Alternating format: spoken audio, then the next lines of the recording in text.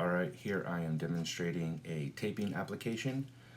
This particular application is used to prevent ankle inversion, but also posterior glide of the talus as well.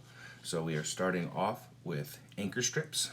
We will start off with proximal ankle strips, which will be applied about around the bottom part of the gastroc. So this is going to vary from person to person depending on their calf dimensions.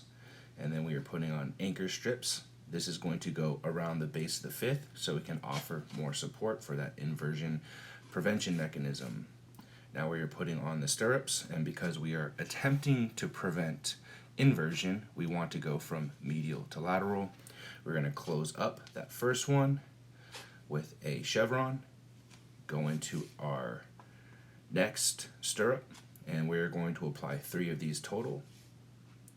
You want to make sure that the tape is nice and flat. And another chevron, and one more stirrup. You really want to make sure that there is nice good tension on your stirrups. However, with your chevrons and everything else, you just want enough attention to create stability because you don't want to occlude any blood flow. And as you get lower on the ankle, you do not want that chevron-like pattern. You actually want to go towards the areas of more girth. Basically, the tape is pointing there. Now we have the C-strips, and these are going to be the tape that prevents posterior glide of the talus. So what the main goal is, we're trying to create as stable an ankle as possible whenever the athlete is performing.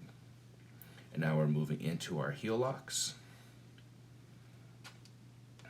And we are going to put on 2 each side. And I like a cross pattern, so I will alternate the direction that it goes in.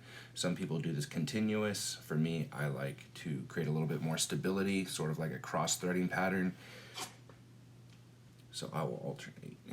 And you just want to make sure that it is nice and tight, but not too much to where you're occluding blood flow. Alright, now that the application has been applied, I am now applying the closing strips, which are going to essentially stabilize those areas that we taped. And also just, prevent any bubbling, fraying, and anything of the tape as well. You want to make sure that there's no holes and no gaping pre-wrap and things like that that can cause blisters and obviously injury to the patient/athlete. And there we have it. Closed up, everything's nice and wrapped tight, and most importantly, the patient/athlete's ankle is stable.